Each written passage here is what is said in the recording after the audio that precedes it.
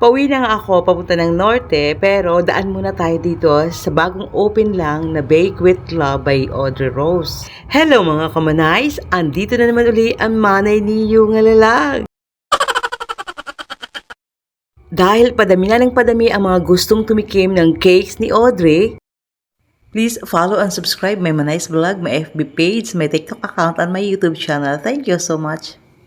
Kaya naisipan ng Bake with Love na mag-expand dito sa Gandara, Samar para yung mga taga dito sa bayan ng Gandara, hindi na sila pupunta ng Catbalogan para bumili or mag-order, dito na mismo sila pupunta. At diri ka mo magbabasol han iyo pag-order kay masiring ko talaga nga magrasa ang bawat cakes, ang bawat gawa ni Audrey kay puro ito siya with love.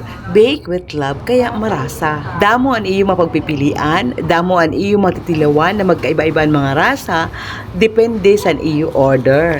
Nakarawat sila order nga tanan yung mga okasyon, kasal, bunyag, birthday, kung nano pa man ito nga iyo paghahandaan, kinakarawat nira ang iyo mga order.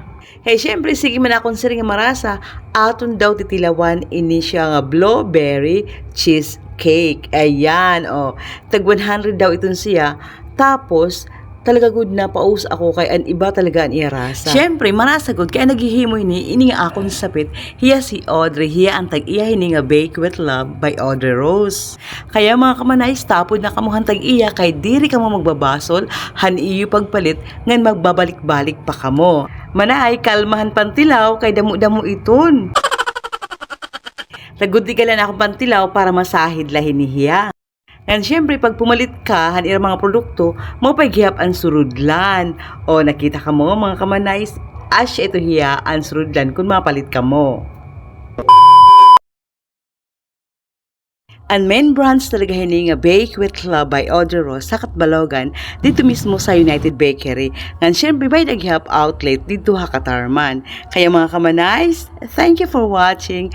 God bless everyone.